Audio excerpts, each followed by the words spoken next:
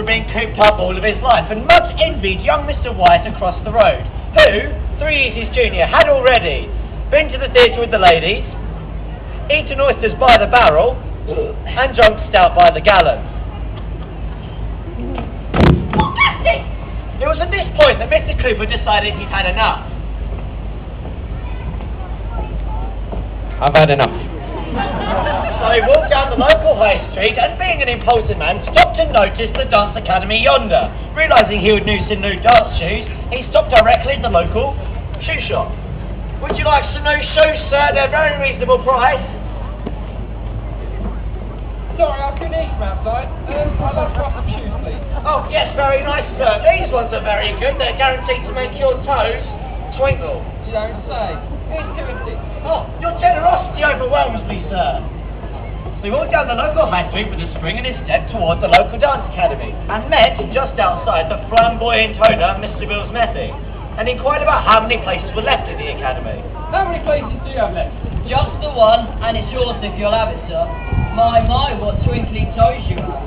1 place left. What luck! The 2 men shook hands and hit it off immediately. Now, it just so happened that Mr. Billsmethi had a beautiful daughter, Miss Billsmethi. Hello, gorgeous. And as soon as she and Mr. Cooper set eyes on each other, they became great friends. They were destined for each other. A big R, ladies and gentlemen. But unfortunately, Miss Billsmethi was one of the few lady dancers in the academy, and so was required to dance with one of the male dancers present. You, sir, you'll make a fine dance partner for Miss Billsmethi if you would like to come up, please. Yes, okay. Yes, excellent. Now, sir, do you dance? No. Oh, okay. He doesn't dance very well. Oh, please. Please take your face next to. They dance the waltz. Sort of. They dance the shawl dance with the flowers in the hair. Just take it slow, please. Thank you very much. And they also leapt up in the air for the gavotte. Yes. Unfortunately, I forgot. If they had a nice time, she only had eyes for Mr. Cooper, and so said goodbye to her dance partner. Thank you very much. A round of applause, please. And took her place next to Mr. Cooper. Now, the weeks went by, and Mr. Billsmethi realised these 2 were destined for marriage. Can I hear wedding bells? I shall hold a grand ball. A grand ball was planned. There was much cheery laughter and many slaps on the back.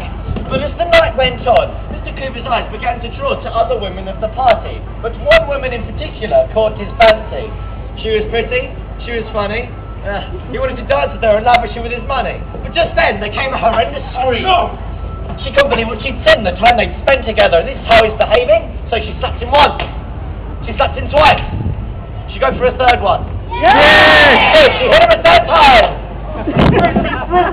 And upon seeing his daughter's distress, Mr. Billsmethi came and gave Mr. Cooper the great big boot.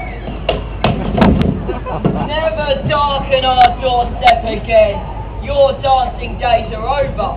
I'm going to sue you. You have broken the oath of marriage to my beautiful daughter. And so Mr. Cooper hung his head so low there was only one place he could return to. Oh, Jasmine!